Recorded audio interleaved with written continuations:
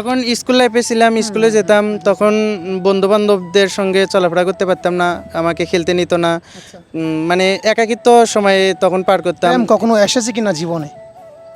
প্রেম প্রেম তো হ্যাঁ, প্রেম এসেছিল, স্কুল কলেজ লাইফেও এসেছিল প্রেম, কিন্তু এই ভালোবাসাটা তো বেসিক্যালি একজন ছেলে মেয়ের মধ্যে হয়। আচ্ছা, তো মোবাইলের স্ক্রিনে যাকে দেখতে পাচ্ছেন, আসলে সে কি কোনো নারী নাকি নারী রূপে কোনো হিজড়া? সত্যি বলতে আমিও শুরুতে বিশ্বাস করিনি যে উনি একজন হিজড়া, কিন্তু ওনার সাথে আমার যখন কথা হয় তখন আমি বুঝতে পারি যে উনি নারীর মতো হুবহুব দেখতে হলেও সে আসলে একজন হিজড়া। ওনার নাম অনন্যা। তো আমরা আজকে এই ভিডিওতে অনন্যার জীবন কাহিনী আপনাদের সঙ্গে শেয়ার করব। আসসালামু আলাইকুম প্রিয় দর্শক, আজকের ভিডিওটা একদম অন্যরকম। আজকে আমার সঙ্গে আছেন অনন্যা। তো আজকে আমরা ওনার জীবন কাহিনী শুনবো। কেমন আছেন? আছি, আল্লাহর রহমতে ভালো আছি। আপনি ভালো আছেন? জি আলহামদুলিল্লাহ। আমাদের দর্শকের উদ্দেশ্যে যদি আপনার নামটা বলেন। আমার বেসিক্যালি প্রথমত নাম হচ্ছে সুমন, আচ্ছা আর এখন হচ্ছে অনন্যা। আচ্ছা, এখন অনন্যা এবং বেসিক্যালি আপনার নাম সুমন।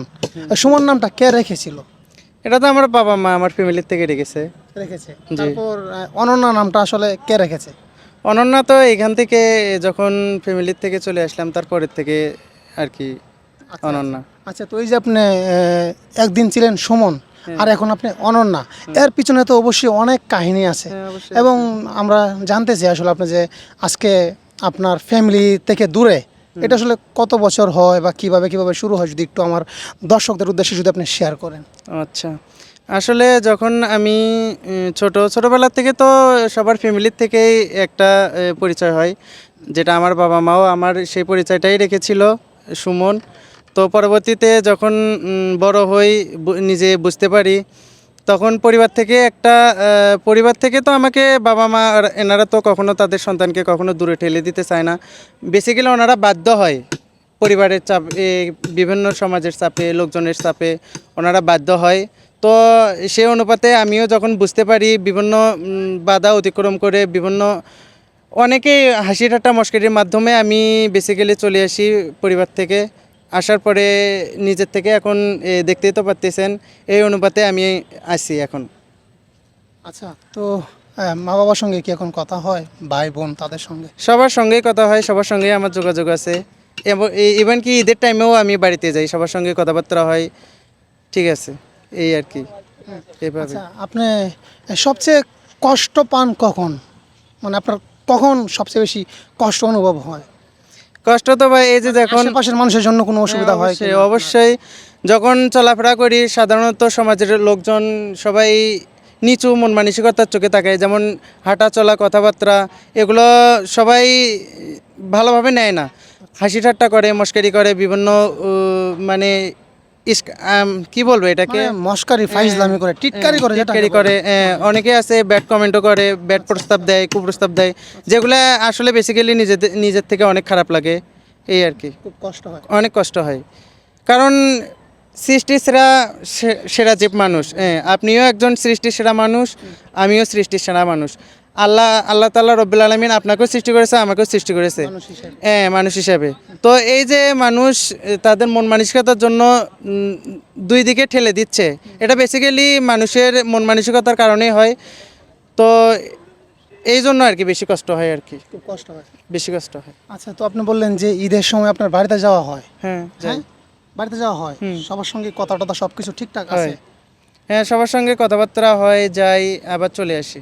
আচ্ছা, তো আপনি বললেন যে তখনই আপনি কষ্ট পান, কষ্ট অনুভব হয় যখন আপনার আশেপাশের মানুষ যখন আপনাকে দেখে টিটকারি করে, অনেক বাজে কথা বলে তখন। হ্যাঁ, বলে। যখন স্কুল লাইফে ছিলাম, স্কুলে যেতাম, তখন বন্ধু বান্ধবদের সঙ্গে চলাফেরা করতে পারতাম না, আমাকে খেলতে নিত না। মানে একাকিত্ব সময়ে তখন পার করতাম। এইভাবে কলেজ লাইফে আসলাম, কলেজ লাইফে এসেও সেম একই রকম, কারোর সঙ্গে মিশতে পারতাম না। বিভিন্ন রকমের কথাবার্তা বলতো, খারাপ ইঙ্গিত করতো, বাজে কথা বলতো, কুপ্রস্তাব দিত। এখনও এখন যে এই পর্যায়ে আছি, এখনও মানুষের বিভিন্ন রকমের কথার সমস্যার সম্মুখীন হয়েই জীবনে অতিবাহিত হইতেছে আর কি। আচ্ছা, তো আপনার কি কোনো ভালোবাসার মানুষ আছে কিনা, যে আপনাকে পছন্দ করে অথবা আপনি কাউকে পছন্দ করেন, এমন কেউ আছে কি না? প্রেম কখনো এসেছে কিনা জীবনে? প্রেম প্রেম তো হ্যাঁ, প্রেম এসেছিল, স্কুল কলেজ লাইফেও এসেছিল প্রেম। আচ্ছা আচ্ছা, তো এখন এখন আর ওই মন মানসিকতা নেই, নাই। প্রেম প্রেম প্রীতি ভালোবাসা এগুলো নেই। আসছিল অনেক প্রস্তাব পাইছি, কিন্তু এখন আর কেউ প্রস্তাব দিলে প্রত্যাখ্যান মানে প্রত্যাখ্যান করি আর কি। এগুলা প্রেম প্রীতি ভালোবাসা আমার জন্য নয়। আপনার জন্য নয়। কেন এটা মনে হয় যে প্রেম ভালোবাসা আপনার জন্য না? আপনি তো বললেন যে আমি একজন মানুষ, সৃষ্টির সেরা জীব, তো আপনার জন্য কেন ভালোবাসা থাকবে না? পৃথিবীর সকল প্রাণীর জন্যই তো ভালোবাসা আছে। হ্যাঁ আছে, কিন্তু এই ভালোবাসাটা তো বেসিক্যালি একজন ছেলে মেয়ের মধ্যে হয়। আচ্ছা, তো ভাই এটা পরবর্তীতে সমস্যা হবে না আবার? না না না, সমস্যা নাই, বলেন। না, সমস্যা তো হতেই পারে, কারণ এটা এটা হয়তো বা দেখা যাচ্ছে যে আমার আমার জীবনে একটা প্রভাব ফেলতে পারে। এই জীবনে না হলেও নেক্সট যে জীবন আমি সবসময় জন্য সচরাচর চলাফেরা করি, এই জীবনে মানে ইফেক্ট করতে পারে যদি এই ভিডিওটা ভাইরাল হয়ে যায়। আপনি কি চান না ভিডিওটা ভাইরাল হোক? আচ্ছা, এটা তো আমাদের একটা ভিডিও, সমাজে একটা মেসেজ দেওয়া। ও আচ্ছা, তাহলে ঠিক আছে। হ্যাঁ হ্যাঁ, একটা মেসেজ দেওয়া। আসলে তৃতীয় লিঙ্গের মানুষ যারা আছে তাদেরকে দেখলে কিন্তু প্রায় সবাই, ছেলে হোক অথবা মেয়ে হোক, একটু একটা একটা হ্যাঁ, কথা একটা উস্কানিমূলক কথাবার্তা বলে, বিভিন্ন বিদ্রুপমূলক কথাবার্তা বলে, তাদের নিয়ে হাসি ঠাট্টা মশকারি করে। চলাফেরাতে তেমন তারা তারা নিজের থেকেই এই ধরনের সমাজের মানুষের কাছ থেকে নিজেকে লুকিয়ে রাখতে বেশি পছন্দ করে, স্বাচ্ছন্দ্য বোধ করে আর কি। তো আসলে আপনার মতো যারা আছে তারা আসলে খুবই মনের মতো, তাদের খুব কষ্ট নিয়ে কিন্তু ঘরের কোণে বসে থাকে। দেখা যায় পরিবারের সবাই আজকে আত্মীয়র বাসায় যাচ্ছে, বেড়াতে যাচ্ছে, বিয়ে বাড়িতে যাচ্ছে, কিন্তু একজন মানুষ বাসায় থেকে যাচ্ছে। এমনটা হয় না? হ্যাঁ অবশ্যই হয়।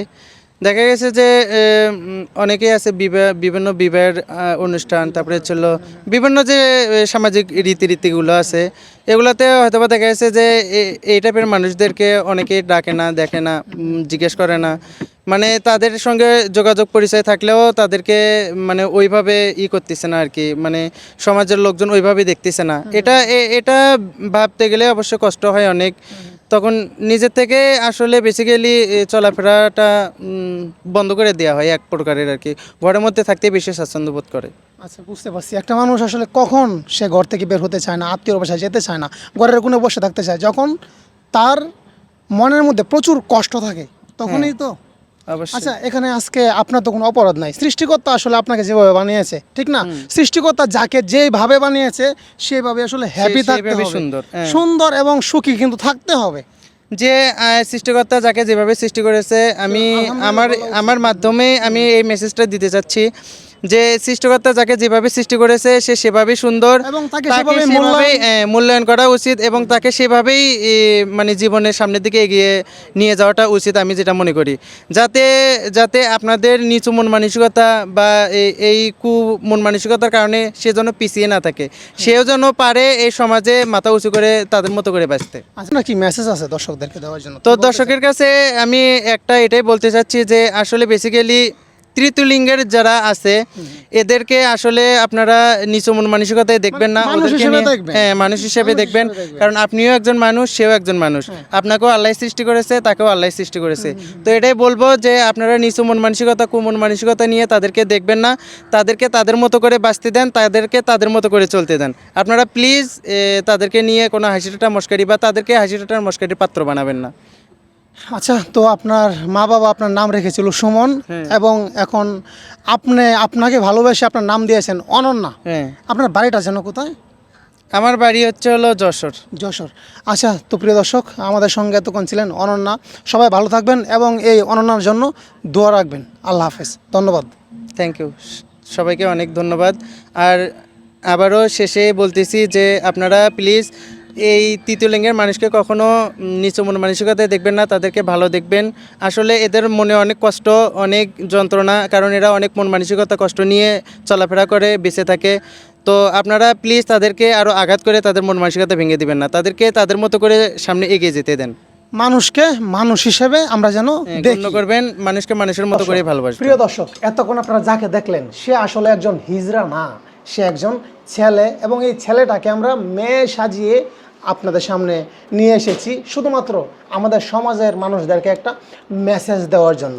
মেসেজটা হচ্ছে, আমাদের দেশে যারা তৃতীয় লিঙ্গের আছে তারা কি আসলে সেই প্রাপ্য সম্মানটা আমাদের দেশের মানুষ থেকে অথবা সরকার থেকে তারা কি আসলে পায়? না, সরকার থেকেও কিন্তু তারা ওইরকম কোনো কিছু পায় না। তারা একটা জায়গায় কাজ নিতে গেলে কাজ পায় না, তারা সবসময় অপমানিত হয়, লজ্জিত হয়, সময়ে সময়ে সব সময়। তো এই ভিডিওটা থেকে এটাই মেসেজ দেওয়ার ছিল, আমরা যারা আসলে আছি আমরা যেন তাদেরকে ঘৃণা না করি, তাদেরকে যেন আমরা মানুষ হিসেবে দেখি। এটাই আসলে আমাদের আজকে মেসেজ ছিল এই ভিডিওতে। সবাই ভালো থাকবেন, সুস্থ থাকবেন এবং সবাইকে সমানভাবে দেখবেন। সবার উপরে মানুষ সত্য, তাহার উপরে নাই।